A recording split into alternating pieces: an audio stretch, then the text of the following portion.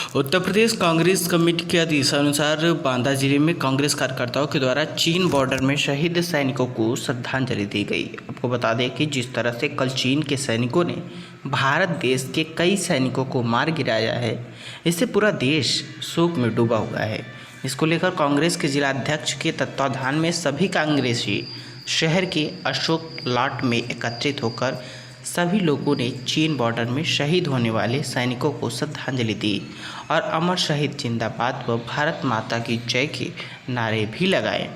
पूरी जानकारी देते हुए जिलाध्यक्ष राजेश दीक्षित ने बताया कि जिस तरह चीन के बॉर्डर में तैनात सैनिकों ने ऊपर चीन के आत्मघाती हमला किया है, यह एक घिनौना अपराध है जिससे हम लोग काफ़ी निंदा करते हैं। किस तरह का कार्यक्रम है ये? आज ये जो हमारे सैनिक मारे गए हैं उनके लिए हम लोग जो है श्रद्धांजलि अर्पित कर रहे हैं और हम लोगों को पूर्ण विश्वास है अपनी सेना पे कि हमारी सेना निश्चित रूप से इस युद्ध में विजय प्राप्त करेगी। ऐसा नहीं है, आज हमारी सेना जो है चीन बॉर्डर में आप देख रहे हैं कि लड़ाई की स्थिति है, वहाँ पर हमारे सैनिक शहीद हुए हैं। उन्हीं को हम लोग सब कांग्रेस जन आज यहाँ पर श्रद्धांजलि अर्पित कर रहे हैं। आपको मालूम है कि हमें अपनी सेनाओं पर विश्वास है, निश्चित ही हमारी सेना वहाँ पर विजय प्राप्त करेगी और हम सब लोग आज उन अमर शहीदों पर सादर श्रद्धांजलि अर्पित कर रहे हैं। महोबा एसपी मणिलाल पाटीदार की सक्रियता से महोबकंठ थाना क्षेत्र में बीती 1 जून को हुई दंपत्ति से लूट का महोबकंठ थाना पुलिस और एसओजी टीम की संयुक्त टीम ने खुलासा कर घटना में शामिल 4 आरोपियों को घुटई रेलवे स्टेशन क्रॉसिंग के पास से गिरफ्तार कर लूट कांड में प्रयुक्त अपाचे मोटरसाइकिल, एक अवैध तमंचा, कारतूस और दंपत्ति से लूटे गए जेवरात बरामद कर जेल भेज दिया है। लूट कांड में शामिल आरोपी संजय कुशवाहा पर महोबा जिले में 12,500 एवं हमीरपुर जनपद में 10,000 का इनाम घोषित था। अपाचे सवार व्यक्ति के द्वारा लूट की गई थी और पुलिस के द्वारा इस घटना का अनावरण आज किया गया है। कल शाम को पुलिस ने मुखबिर की सूचना पर 4 अभियुक्त को घुटई रेलवे क्रॉसिंग के पास से गिरफ्तार किया है और उनके पास से जो घटना में ज्वेलरी गई थी उसको भी बरामद किया गया है और अपाचे जो गाड़ी इसमें यूज़ की गई थी उसको भी पुलिस ने बरामद किया है। इसमें जो इसका मेन सरगना है संजय कुशवाहा, जो बुरा का रहने वाला है, वो अपने साथियों के साथ प्रयोगों में भी इस तरह की घटना कर चुका है और हाल ही में उसने मुस्कुराने में भी लूट की घटना को अंजाम दिया था और इस पे थाना जनपद महोबा से 12,500 रुपये का और जनपद हमीरपुर से 10,000 रुपये का इनाम भी घोषित है। इस तरह पूरी गैंग को वर्कआउट किया गया है और इसमें अभियुक्तों को गिरफ्तार कर आज जेल भेजा। 2 दिन पहले गांव के लाइनमैन की बिजली के पोल से गिरकर हुई मौत के मामले ने तूल पकड़ लिया है और आज लगभग 1,000 ग्रामीणों ने शव को रास्ते में रखकर जाम लगा दिया। मामला है मौदाहा कोतवाली क्षेत्र के गांव सिलौली का, जहां 2 दिन पहले बिजली के पोल से गिरकर हुई प्राइवेट लाइनमैन की मौत के बाद मामले ने सुबह तूल पकड़ लिया। इसके बाद कोतवाली पुलिस सहित आसपास के सभी थानों की पुलिस, पीएससी, फायर ब्रिगेड और राजस्व विभाग की टीम मौके पर मौजूद रही और मामले को निपटाने की कोशिश करती रही। हमारे गांव का एक लाइटमैन है, जात का अनुरागी है, उसको माचा ले गया था बिजली सुधारने के लिए 12 बजे रात को। ये तो हम टाइम हम नहीं बता सकते। जब हमको सूचना मिली थी उनकी, मतलब कानपुर ले गए हैं, जब हमको सूचना मिली कि मृत्यु हो चुकी है तो 4 दिन 5 दिन हुए हैं, अभी तक मतलब उनका कुछ पता ही नहीं चल रहा है क्या हुआ है क्या नहीं हुआ। जाम इसलिए लगाया है कि मेरे पति को मनसुख ले गए लाइट सुधारने के लिए, फिर मुझे मालूम नहीं है उसने क्या किया। 1 बजे रात को आए तो मेरे लड़के को उठा के रख लिया गाड़ी में। अब मेरे को भी कहा कि बरदानी भैया ने आधार कार्ड मंगवाया, थोड़ी सी हल्की चोट है, मौदा में है, बुला रहा है आपको।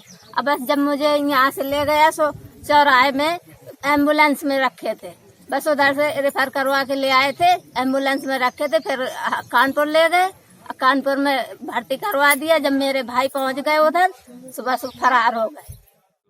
थोड़ा सा बंदे का अटक क्या है ये यहाँ पर बरदानी नाम का एक व्यक्ति था, जिसको बताया गया कि मनसुख नाम का कोई एक संविदा कर्मी था बिजली का, वो पिछले 2 दिनों उसको खंभे पे ले जा करके अपने व्यक्तिगत काम कराने के लिए चढ़ा रखा था। उसी के दौरान कहीं बिजली लगने से इसकी मृत्यु हो गई है। इसमें FIR दर्ज कर ली गई है और इसके बाद उसकी अन्य कार्रवाई चल रही है और इसके अलावा मृतक के परिवार को जो भी अनुमन्य सहायता दे राशि है उसकी सारी व्यवस्था की जा रही है। उसी के संबंध में वार्ता हो रही है। जाम इसमें खुल चुका है, इसमें कोई ऐसी समस्या नहीं है। सर, परिजनों को आरोप है कि इसकी हत्या की गई है। उसकी जांच चल रही है। मुकदमा दर्ज हो चुका है थाने में और उसके लिए स्वयं जो है क्षेत्राधिकारी महोदय स्वयं इसमें अपनी बांदा के मठौद थाना क्षेत्र अंतर्गत भूरागढ़ चौकी के सीमा अंतराल में केन नदी पर एक वृद्ध की लाश संदिग्ध परिस्थितियों में तैरती हुई मिली है, जहां घटना की जानकारी के उपरांत पुलिस ने पहुंचकर शव को पंचनामा बनकर पोस्टमार्टम के लिए भेज दिया। वहीं पुलिस के द्वारा बताया गया है कि मृतक राधे श्याम पुत्र बाबूलाल, जो कि जेल रोड मस्जिद के पीछे रेलवे क्रॉसिंग कटरा का रहने वाला बताया जा रहा है।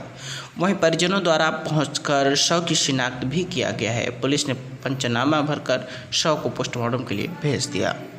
14 तारीख को शाम को 4 बजे निकले। तो आपको कैसे जानकारी मिली? ढूंढने निकले, ढूंढे शाम जब थोड़ी देर नहीं आया तो शाम को ढूंढते रहे। सास पूरा जो भी औरतें थी, लेडीजें थी, ढूंढती रहीं और इसके बाद फिर जब नहीं पता चल दूसरे रोज हमने पुलिस को दिया, मतलब गुमशुदा की एप्लीकेशन देने के बाद भी मतलब पुलिस ने ये नहीं बताया। कौन सी चौकी में दिया था?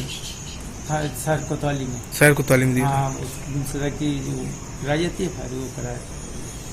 इसके बाद भी नहीं मतलब सूचना मिली कि जब कल शाम को थोड़ा पता चले कोई लावारिस लाश मिली तब हम लोग गए तो फोटो दिखाया।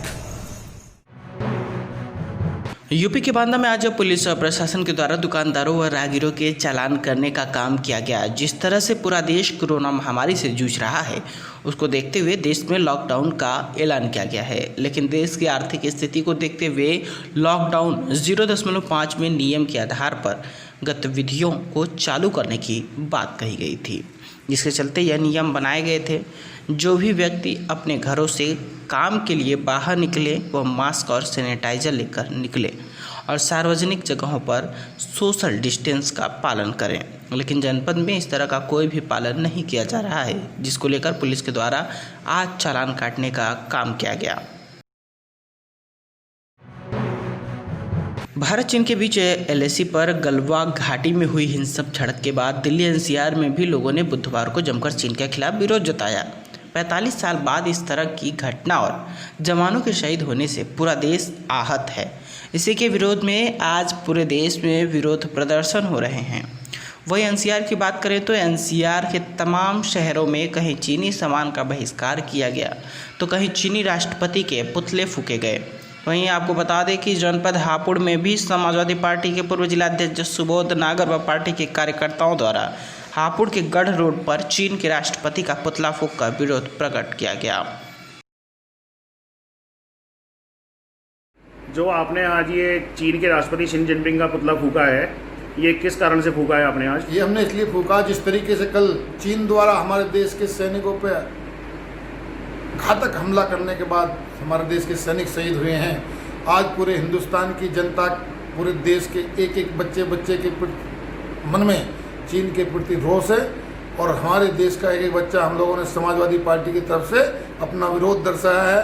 वो चीन के राष्ट्रपति का शी जिनपिंग का पुतला फूंका है और हम ये अपील पूरे देश की जनता से करना चाहते हैं कि पूरे देश की जनता चीन द्वारा बनाए गए सामानों का संपूर्ण बहिष्कार करे और हिंदुस्तान के प्रधानमंत्री, हमारे अपने देश के प्रधानमंत्री माननीय श्री नरेंद्र मोदी जी से ये प्रार्थना करनी चाहते हैं कि जिस तरीके से 56 इंच की बात हुई थी, आज वो वक्त आ गया है कि आपको 56 इंच की सीने का खोल करके चीन के खिलाफ मुंहतोड़ जवाब देने का काम आप लोगों को करना चाहिए। इसमें संपूर्ण तरीके से समाजवादी पार्टी का एक एक कार्यकर्ता आप लोगों के साथ है।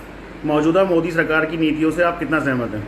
देखिए, कहीं ना कहीं मोदी सरकार की नीतियां, हमारे देश की सरकार की नीतियां अच्छी नहीं है, जिसके आए दिन आप लोगों के सामने देखने को मिलता है।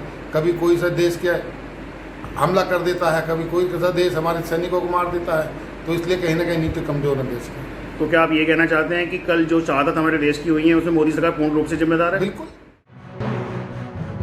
डिगौली स्थित गौशाला में भ्रष्टाचार के चलते हुई गौवंशों की मौत के मामले पर गौ सेवा आयोग ने सदस्य ने औचक निरीक्षण करते हुए एक साथ कई कार्रवाई के संकेत दिए। एसडीएम के स्थानांतरण से लेकर ईओ और डिप्टी सीबीओ के वेतन रोकने की कार्रवाई कराने को कही। इसके अलावा शासन को उच्च स्तरीय जांच के लिए अवगत कराया जाए ताकि दोषी जेल जाएंगे। चरने के लिए, और चूंकि जो मेरा देसी गौवंश है, अगर इसको 24 घंटे में 4 घंटे टहलाया ना जाए तो इनके हड्डियों में अपने आप बीमारी उत्पन्न हो जाती है। तो हो सकता है कि जो हमारे पशुपालक किसान बंधु हैं उनकी भी 1-2 गाय यहाँ दिखी हैं, वो काफ़ी स्वस्थ थी। तो ये नहीं कहा जा सकता कि इसमें डॉक्टरों की लापरवाही है टैगिंग में। रामपुर के कोतवाली मिलक में ऑनलाइन ठगी करने वाले गिरोह सक्रिय थे और पुलिस को इस गिरोह के ठगों की तलाश थी। पुलिस ने इन साइबर ठगों को पकड़ने के लिए साइबर एक्सपर्ट की मदद ली और ठगी करने वाले इस गिरोह के 4 ठगों को पुलिस ने धर दबोचा। इनके पास से लगभग 8 लाख रुपए की कीमत का सामान, इनके खाते से 17 लाख रुपए बरामद हुए। इस गिरोह का मास्टरमाइंड विजंत पटेल है और इसके 3 साथी प्रज्वल पाठक, आदित्य गंगावार, अमित कुमार, ये चारों पुलिस की हिरासत में हैं।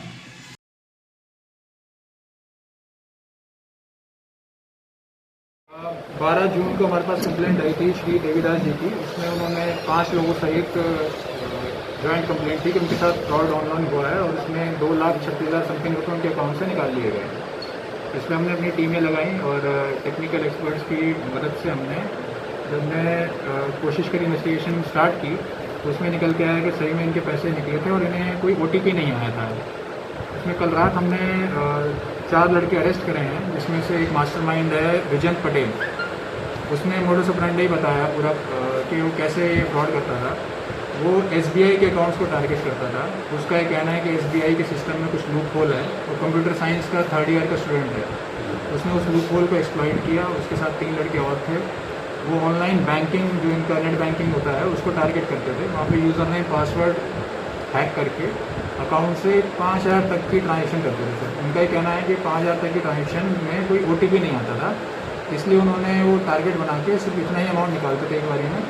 और तरह तरह के पेमेंट गेटवे यूज़ करके, तरह तरह की मर्चेंट वेबसाइट यूज़ करके पैसा निकाल के ऑनलाइन शॉपिंग करते थे, या उससे बिल पेमेंट करते थे, या उससे मोबाइल के रिचार्ज करते थे, सामान खरीदते थे, कैश विड्रॉ नहीं करते थे।